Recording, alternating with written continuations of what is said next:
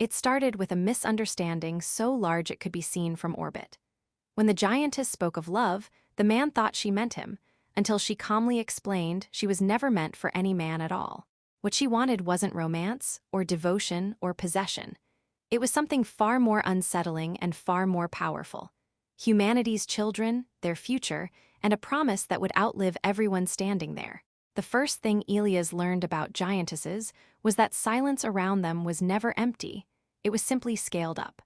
When Varethas arrived at the human enclave, the ground did not shake like the old disaster films promised. Instead, everything hummed, as if the air itself was politely clearing its throat. Elias stood on the observation platform with a translation implant buzzing behind his ear, holding a data slate he already knew he would not need. Varethas did not rush.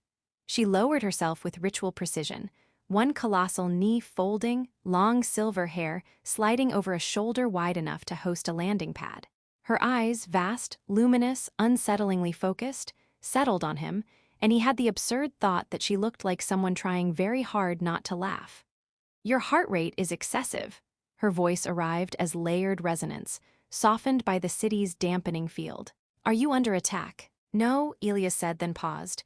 "I mean, not emotionally. Yet." That earned him a slow blink, which he would later learn was giantess shorthand for amusement.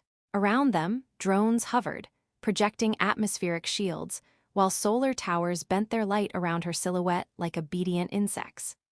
Elias had been trained for diplomacy, but none of the manuals covered how to speak to someone who could accidentally step on your entire childhood neighborhood. Varethas leaned closer, careful, always careful, and peered at the tiny human structures behind him. "You build as if permanence is possible," she observed. "It is endearing." "That's one word for it," Elias muttered, then louder, "we're optimistic by tradition." "Dangerous tradition," she replied, and the corner of her mouth curved upward. "But useful." As they spoke, children gathered behind reinforced transparasteel, waving. Varethas noticed immediately. She adjusted her posture, lowering her massive hand, palm open, steady as a continent. The kids laughed. Elias felt the tension drain from his shoulders, despite himself. For the first time since humanity had fallen under giantess governance, he wondered if survival might involve something stranger than resistance or surrender. Maybe it involved learning how to joke with gods who refused to be worshipped.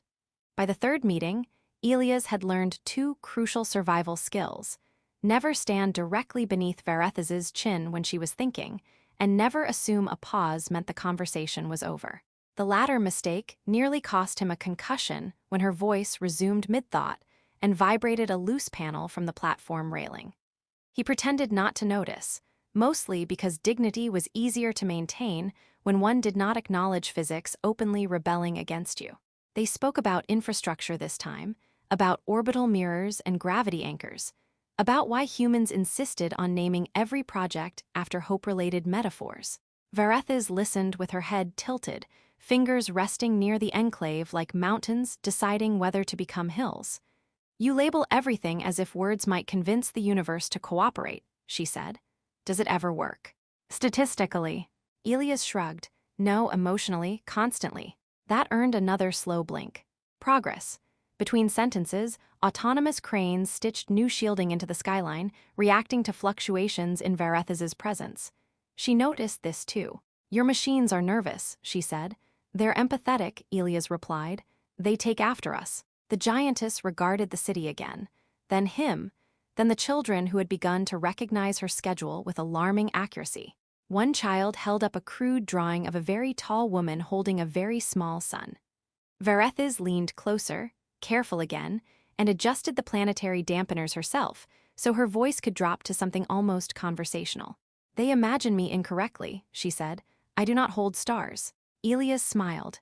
"Give them time. They also think adults know what they're doing." Something shifted then, subtle but vast.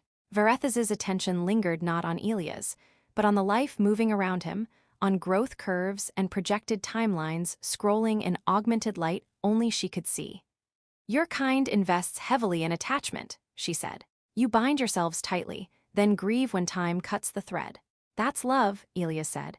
"Messy, inefficient, emotionally expensive love." "I see," she replied, and her tone suggested she truly did. "We prefer continuity."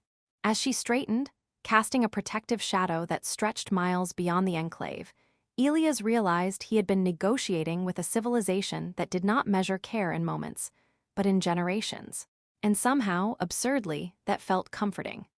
The misunderstanding began, Elias suspected, somewhere between prolonged eye contact and the fact that Giantesses had adjusted an asteroid's trajectory because it cast an inconvenient shadow over the school district. Humans were terrible at scale, emotional and otherwise, and Elias was no exception.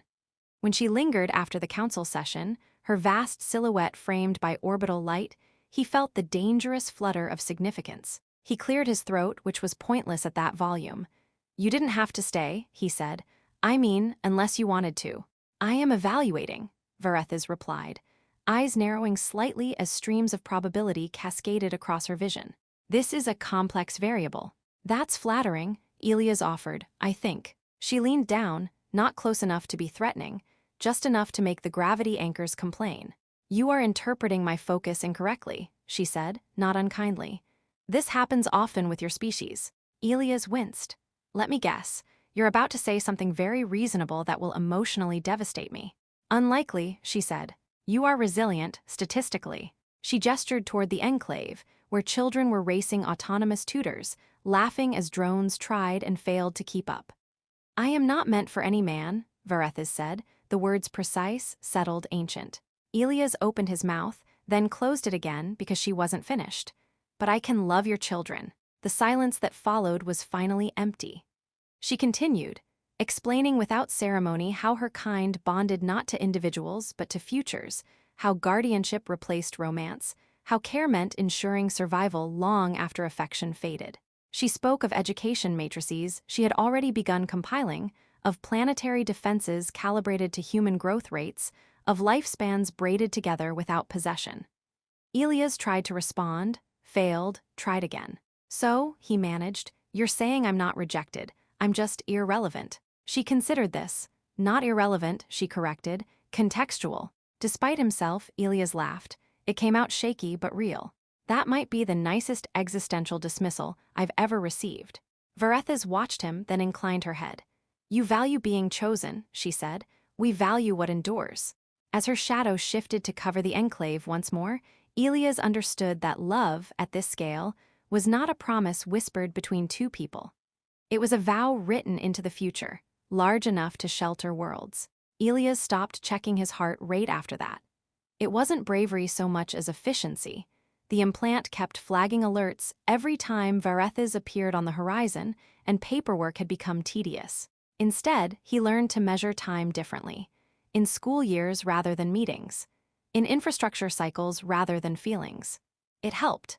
On the day the first intergenerational accord was finalized, Elias stood beside a group of children wearing adaptive gravity boots far too big for them.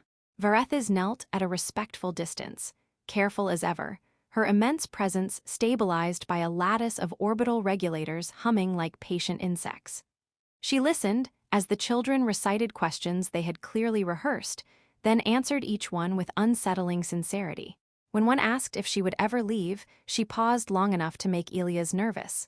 "Eventually," she said, "but not before you no longer need me." Elias felt something loosen inside his chest. He realized he wasn't waiting to be chosen anymore. He was already part of something chosen to last. Later, as autonomous satellites